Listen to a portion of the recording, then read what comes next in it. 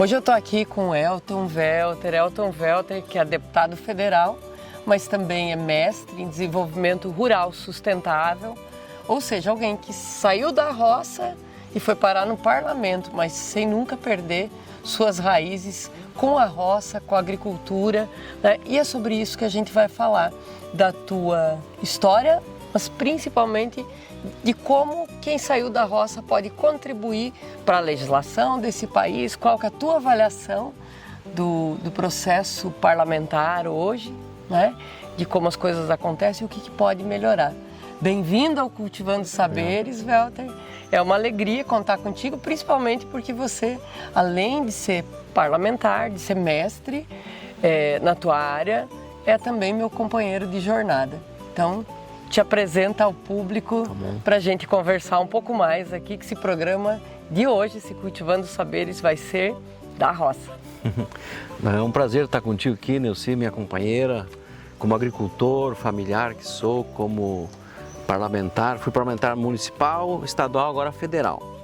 Tenho pensado muito o país do ponto de vista do desenvolvimento sustentável, de plantar comida sem usar agrotóxicos, evitar o máximo o uso de defensivos que causam mal à saúde, causam mal ao meio ambiente.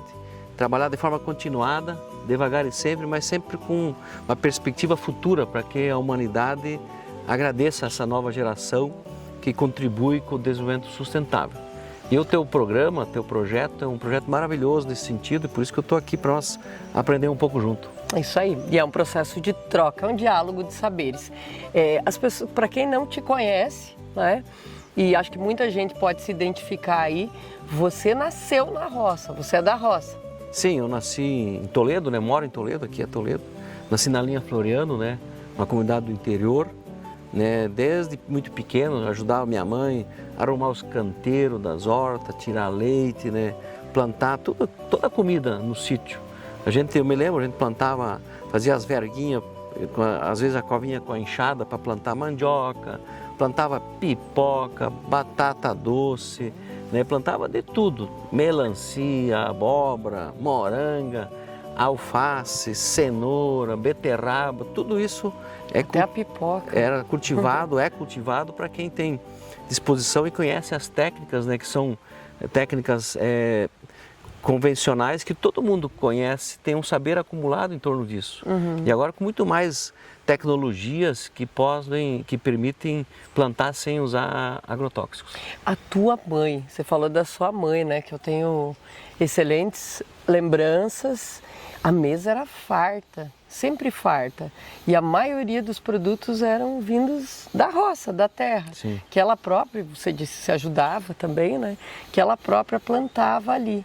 Né? As mulheres têm um papel fundamental nessa preservação desses saberes tradicionais, dessas técnicas que elas aprenderam, mas também foram reaprendendo, e ela era uma guardiã de sementes também. Sim. Que a gente se lembra. Guardava a semente de um ano para plantar no outro, né? E cuidava disso.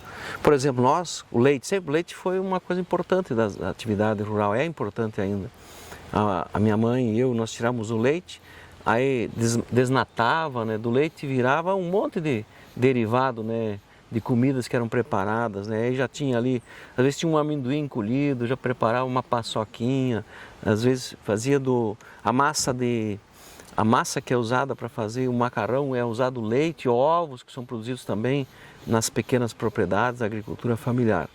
Então isso tudo a gente faz hoje ainda, né? Se você tivesse mais tempo, né, para produzir o alimento na própria propriedade, que dá qualidade de vida, dá qualidade, e é muito nutritivo e muito saudável também. Então eu acho que essas técnicas são importantíssimas, que a cultura preserve isso. Então, tinha uma riqueza ali no sentido de que tinha uma diversidade, onde tu nasceu, tu cresceu no meio de uma riqueza alimentar, uma diversidade alimentar muito grande. É muita diversidade, é muita produção, desde que, claro, tem as sementes, é o saber cultivar, o saber preparar o canteiro, o saber da adubação orgânica, colocar um esterco bem curtido, né, para que a planta desenvolva de forma sadia. Então, esse conhecimento é um conhecimento das culturas, né? Todo mundo aprende com todo mundo, né? Então o que não pode desistir daquilo que é uma coisa que deu certo e preparar que as gerações futuras também tenham esse conhecimento para produzir alimento de qualidade. Você foi estudar? Sim. Você foi estudar, você fez filosofia, passou ali pela economia e mais recentemente fez um mestrado, você é mestre, não te apresentei, falei no início, mas não te apresentei devidamente, é mestre em desenvolvimento rural sustentável pela Unioeste. Isso. Né? Em que essa formação tua contribui para quem você é? O meu estudo foi na área de desenvolvimento rural sustentável. Eu estudei capital social e desenvolvimento. O que é que promove desenvolvimento local? Como é que uma cadeia produtiva pode se transformar num grande projeto de desenvolvimento econômico local, né, para gerar renda para as famílias? E eu estudei, fui a fundo. O conceito do desenvolvimento local, a parte teórica, serve para qualquer atividade econômica. Mas no caso eu estudei o cultivo de tilápias em tanque escavado na cidade de Maripá. Né? Podia ter feito em Toledo, escolhi Maripá porque é muito pertinho também do campus da universidade e também os produtores estavam mais organizados e eram mais próximos, porque eu entrevistei todos eles. E lá por que funcionou bem? Por isso que promover desenvolvimento local com desenvolvimento sustentável é ter um projeto de longo prazo, tem que ter isso nas cidades programado, observar a cultura, observar a natureza, tem que ter água e o produtor tem que aceitar diversificar a produção. Então aquele que tem o peixe, geralmente tem um frango, às vezes tem o leite também. Lá no caso muitos até trabalhavam com orquídeas, né, que também é uma atividade econômica importante.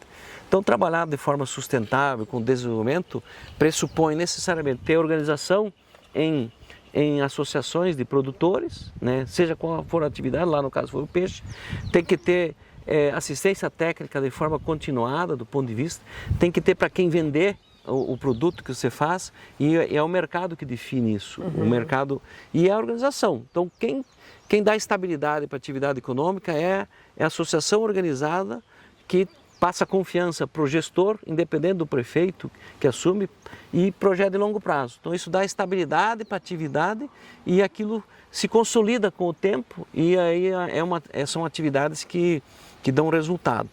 Então, aqui na região oeste é muito produtivo do ponto de vista da quantidade de produção de proteínas vegetais e animais. Sim. Então as proteínas da soja, do milho que viram ração, engordam o peixe, o suíno, as aves, né, se produz o leite que vira derivados de leite, o queijo e os iogurtes.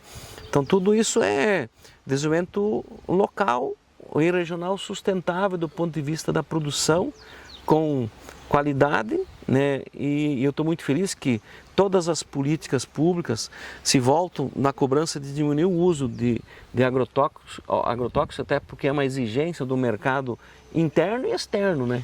Eu tenho andado muitos municípios, aliás, o Cultivando os Saberes tem visitado os municípios do oeste do Paraná e outros também, né? Buscando essas experiências que se destacam na preservação, no cuidado com o campo, a agroecologia, mostrando que na verdade é na simplicidade do dia a dia que isso acontece. Mas a gente também vê que o papel do poder público é fundamental.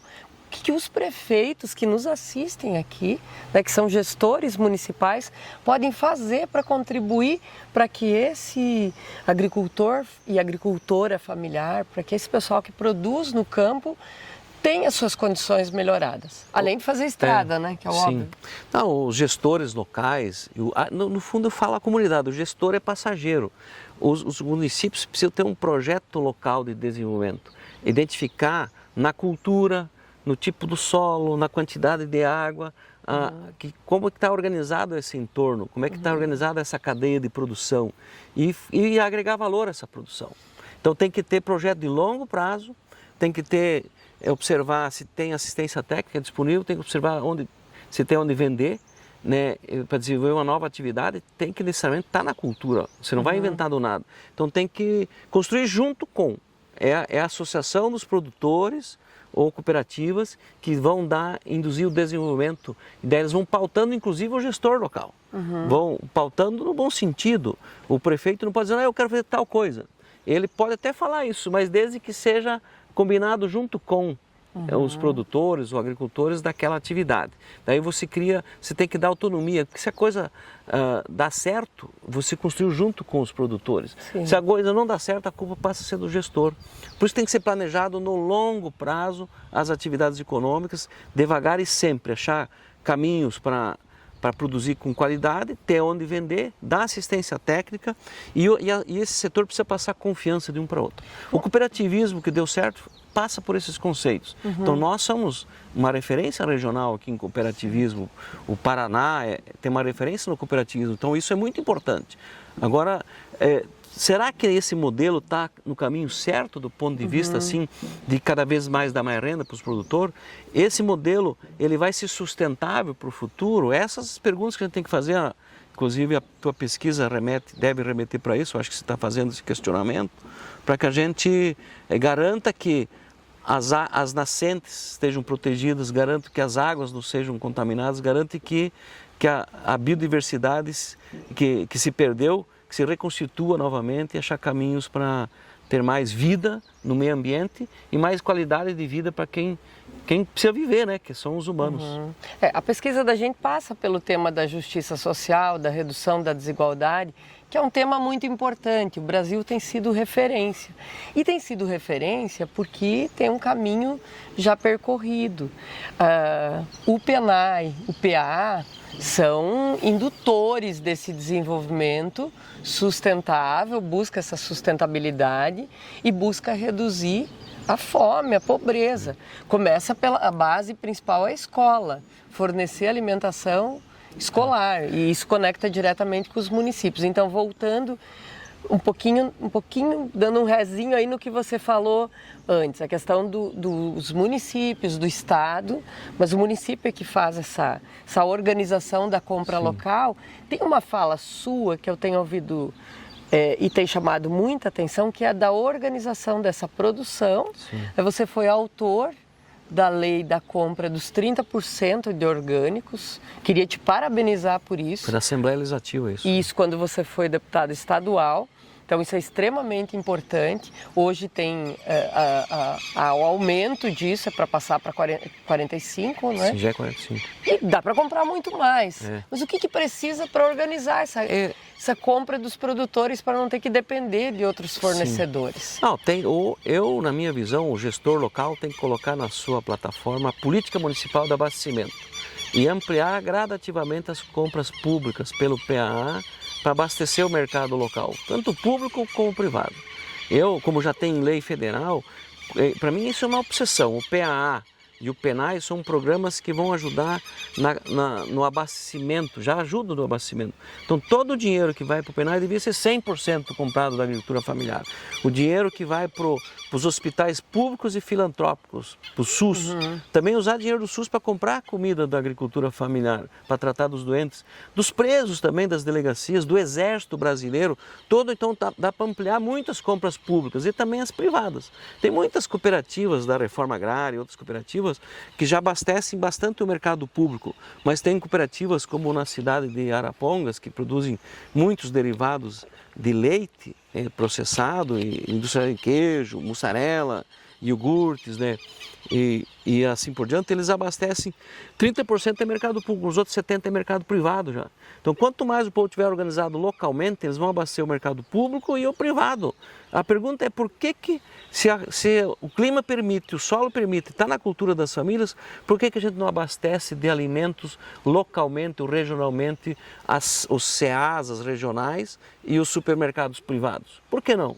Tem que organizar essa coisa, fazer. O que o mercado privado quer? Vou dar um exemplo, que eu sou dono do mercado. Eu preciso que na minha prateleira tenha toda semana tais e tais produtos. Tem produtores da microrregião, da minha cidade que produz? Se tem, vamos fazer um contrato com eles desde que se garanta o abastecimento. Não pode estar desabastecido. Então tem que abastecer e achar caminhos para... Isso envolve planejamento e organização. Planejamento local. Então isso tudo passa pela política municipal. Isso é escolha local. Isso não tem, e outro tem que ser pensado no longo prazo e combinar junto com associações de produtores, porque se pode induzir desenvolvimento na produção de alimentos. Você deve, eu acho que deveria ser assim. Por isso que a política de longo prazo é obrigação local, está nas leis orgânicas, que o município tem que trabalhar o abastecimento alimentar. Está nas leis orgânicas. Então a lei do PA e do PENAI, elas são leis importantíssimas para induzir a organização local para abastecer o mercado público e, por consequência, o mercado privado. E se tiver excedente de produção, que às vezes o preço cai lá embaixo e tudo mais, aí tem que achar caminhos para guardar, processar e semi-industrializar esses produtos ou industrializar para ter mais tempo de durabilidade para as prateleiras dos supermercados. E em que as universidades podem contribuir nesse processo? Você é um deputado que conseguiu, deputado federal agora, e na tua cidade tem 3 universidades federais, mais uma estadual, uma parte disso é fruto do teu trabalho, do teu empenho, a gente reconhece isso, uma parte importante da população acompanha e reconhece esse trabalho. Em que as universidades podem contribuir? Que eu, por exemplo, estou pensando aqui em cidades que têm, em municípios que têm apenas uma, mas que todo o seu entorno se desenvolve. Sim, né? Sim, a universidade, por exemplo, aquilo que eu acabei de dizer que eu estou falando no programa, isso eu aprendi nos conceitos de desenvolvimento local, rural sustentável. Isso não é, parece o óbvio que eu falo, mas todo mundo tem que planejar desenvolvimento junto com a pesquisa e com a extensão. Então, um doutor em agronomia, um doutor em economia, um mestre, que são os professores que orientam seus alunos nas monografias de formação e conclusão de curso, elas é que promovem, ajudam a promover com o conhecimento aquilo que deveria ser, o que poderia ser. E trabalhar o ideal tem que ser com planejamento para você induzir o desenvolvimento. E a universidade ela é imprescindível. Eu sou fruto da roça e também do conhecimento que eu adquiri, que eu fui buscar, que a gente, junto com a UniOeste, no caso que eu me formei, tanto na graduação como na pós-graduação, para a gente mostrar que é um ser humano que está preocupado com o futuro das gerações. E a universidade contribui muito. Então, quem não botar fé na ciência não consegue pensar o futuro, não consegue planejar o futuro. Isso é o básico. Nenhuma comunidade no mundo se desenvolveu sem usar o conhecimento científico. Aliás, o que cria dependência dos estados, nação como um todo, é a falta de conhecimento e você precisa adquirir as tecnologias, as políticas que foram desenvolvidas nas universidades e em outros setores, para que você dependa daquilo. Então, quem mais tem conhecimento que acaba tendo vantagem competitiva no mercado global da economia. Então, nós temos expertise local e regional na área de produção de alimentos. E saber local, que consegue competir no mercado internacional porque produz com qualidade e produz com sustentabilidade. Agora nós temos que avançar ainda mais nisso. Quando a gente junta então esse saber popular, esse saber tradicional, que é o saber fazer, Sim, com o saber da pesquisa, da ciência, aí a gente tem... Está no caminho certo. Então sempre é bom ouvir um cientista, um pesquisador, para ver se tem que fazer algum ajuste fino, pontual, para atender às exigências da natureza, as cobranças da natureza, com o aquecimento global, e também da exigência do consumidor global, nacional, que quer produto cada vez mais com qualidade e de preferência sem agrotóxico. Da roça ao parlamento, Sim. Da roça ao parlamento federal. No parlamento federal, quais são tuas principais contribuições como um sujeito que saiu da roça? Eu fui lá, um dos Ou nunca saiu, né? Eu nunca saí, né? Eu não tenho mais tempo, né? Eu tenho muito pouco tempo. Mas lá eu trabalho o tempo todo nessa questão do abastecimento alimentar, eu me dedico muito a isso. Fiz um projeto lá, eu espero que a gente consiga votar ele, que os penais precisam chegar em todos os institutos federais. E tenho cobrado aquilo que já está em lei, e às vezes não acontece. E não acontece porque às vezes não chega informação. Tem que fazer com que os hospitais públicos e filantrópicos que têm contrato com o SUS, que são prestadores de serviços, eles passem a usar parte do dinheiro que é para alimentar os pacientes SUS comprar comida da agricultura familiar. Imagina se for orgânica, né? então. O Exército Brasileiro. Então, eu quero isso. Eu trabalho o tempo todo para ter crédito subsidiado para financiar a produção de alimentos. Trabalho o tempo todo para ter assistência técnica de qualidade, né, e tudo mais. E tento sensibilizar gestores locais que eles têm que necessariamente pensar no longo prazo as políticas municipais. Não tem que inventar roda nenhuma. Tem que o que vai dar estabilidade para a atividade econômica é os setores afins estarem organizados em cooperativas ou associações e pensar isso no longo prazo para essa cadeia se desenvolver ainda mais. Né? E se tem perspectiva, tem cadeias que são muito bem desenvolvidas aqui. Né? Então, como é que a gente melhora ela ainda mais? Como é que isso vai fazer com que dê mais dinheiro e renda para o produtor, né? Que é o elo que mais às vezes paga o pato quando tem crise de preço, no caso o leite agora está numa crise. Como é que a gente tem uma política nacional, estadual do leite, para que em tempos de crise a gente dê sustentabilidade econômica para essas atividades? Isso me deixa agoniado, porque não tem isso, tem que ter. E é uma coisa que tem que ser, o Estado brasileiro precisa assumir essas cadeias dessas proteínas que são tão imprescindíveis e dão renda para as famílias do campo. É muito difícil defender a agricultura familiar num congresso onde a maioria dos que vêm do campo, na verdade, não se definem assim, se definem do agro. É muito difícil lá porque tem poucos que pensam como a gente. O pessoal, tem gente que só tem cabeça de grande proprietário. Eu não sou contra grande proprietário, mas o pequeno tem que ter sua oportunidade. O pequeno tem que ter acesso a crédito, com custeio, né, e investimento barato, tem que ter acesso aos mercados, tem que ter assistência técnica, promover que ele seja organizado em cooperativa ou associação. Então, nisso nós temos que trabalhar permanentemente, para não excluir. Nós temos que incluir quem realmente quer trabalhar no sítio, trabalhar no campo, fazer a reforma agrária, incluir... Por que essas pautas não avançam? Porque a maioria tem uma visão conservadora, tem ódio de movimentos sociais que lutam pela terra, são intolerantes com isso. E aí, como é que você faz isso? Tem que ter pressão do movimento social, tem que ter articulação, organização, e isso está avançando, mas é muito lento. Agora teria que ter mais, obviamente, mais congressistas que pensam como a gente, que a maioria faz um discurso para o trabalhador, do modo geral, pequeno proprietário, mas no fundo ele apoia o grande patronato, as grandes fazendas, defende, não tem problema com queimadas, eles não estão muito preocupados em liberar agrotóxicos, que muitas vezes são proibidos no mundo afora, e aqui o lobby dessas empresas é muito forte para dentro do Congresso e acabam aprovando produtos que são condenados no mercado internacional e são liberados aqui para, às vezes vai até na contramão da história. A gente acabou de receber a notícia que 2.000 famílias aqui na região centro do Paraná, centro-oeste, né? Sim. Receberam o reconhecimento de que elas vão poder atuar naquele espaço, o assentamento, né? Sim. Da reforma agrária. Então, 2.000 famílias aqui. O que muda na tua visão quando isso acontece? Por exemplo, o que muda? Cada família dessa, que se tiver acesso a um Pronaf, um Pronafinho, todo esse recurso circula na cidade. Melhora a loja da cidade, melhora a agropecuária, todo mundo usa esse dinheiro lá na cidade. Agora vamos supor que é uma grande fazenda, uma fazenda só de madeira ou de cana. Esse dinheiro, maioria das vezes, nem circula na cidade. Vai para o bolso do grande proprietário e não tem problema, mas só que não desenvolve a comunidade.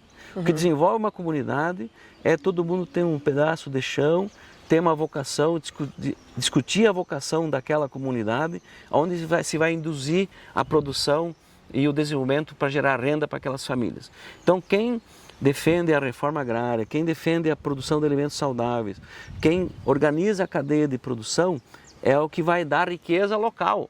É o que os gestores locais vão ter que trabalhar e administrar junto. Por isso tem que construir junto. É o gestor local, junto com os agricultores familiares, que vão promover o desenvolvimento local e, de preferência, com sustentabilidade. Preferência não, com sustentabilidade. Um tema que a gente vê você defendendo em muitas oportunidades é a questão dos fitoterápicos, a importância da gente estimular a produção de fitoterápicos aqui. Fala um pouco disso para nós, o apaixonado pelo tema e tem assumido essa pauta. A questão é, quem nunca tomou um chá que ajudou a cuidar do estômago, né? ou de alguns problemas na saúde. O saber tradicional, ele agora a Anvisa já confere pelo menos em torno de 20 produtos que podem ser trabalhados, processados, ser prescritos para cuidar dos pacientes SUS. Então eu trabalho nacionalmente para ter cada vez mais recurso público para comprar fitoterápicos, plantas medicinais, para abastecer as unidades básicas de saúde. Como é que faz essa produção? Chegar e tem que produzir com qualidade, tem que processar com qualidade para ser fornecido com os padrões que a Anvisa exige.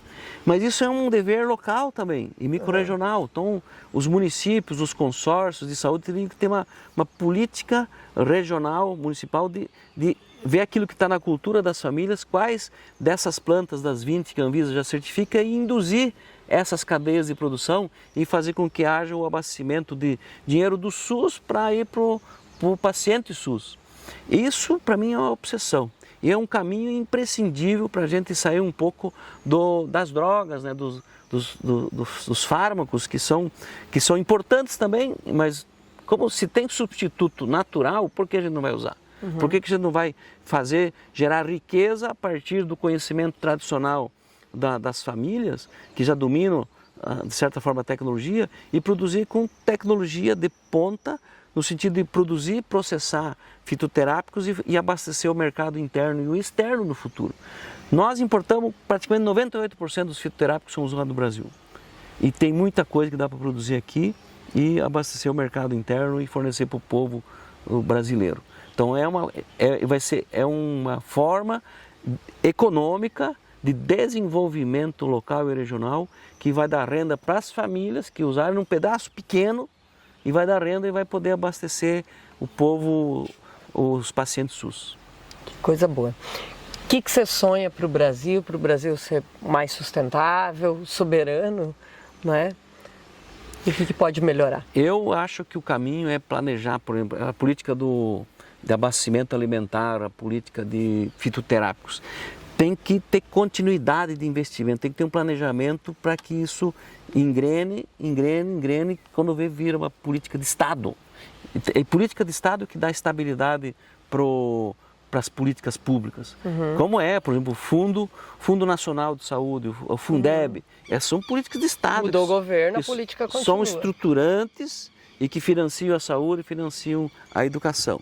Então, tudo aquilo que é importante, que gere sustentabilidade ambiental, social e econômica, e aquilo que é imprescindível para a sociedade precisa ser focado no médio e longo prazo, não ter descontinuidade dessas políticas. Se troca o presidente da República, ou troca o governador, ou troca o prefeito, tem que continuar. A sociedade precisa se apropriar disso, a sociedade precisa ajudar a dar direção para isso, e ela precisa fazer ajustes finos quando precisar, para melhorar e aperfeiçoar a política pública. Isso eu sonho.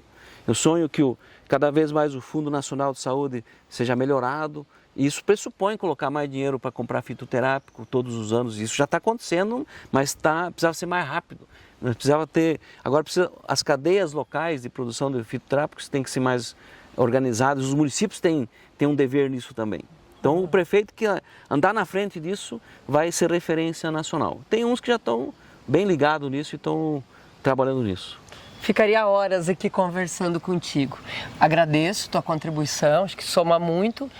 E gostaria de convidar todos vocês para acompanharem, compartilharem, dar um joinha, mandar para os amigos o Cultivando Saberes, que toda semana traz um conteúdo muito legal para a nossa comunidade, falando da nossa comunidade. Deixa eu finalizar, professor, uma parte que é bem importante. O sonho mesmo é 100% do PENAI comprado da agricultura familiar, ou os agricultores familiares das cidades e das microrregiões abastecer o mercado público e o privado de alimentos, só aquilo que não tiver mesmo, porque o solo não permite importar de fora, e fazer com que cada vez mais tenha dinheiro para financiar a produção de alimentos e fitoterápicos.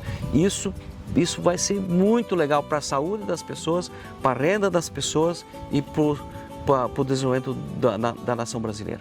Então, muito obrigada por essa entrevista, Valeu. Obrigada pela contribuição e vamos chamar o pessoal para seguir, acompanhar, compartilhar com os amigos o Cultivando Saberes.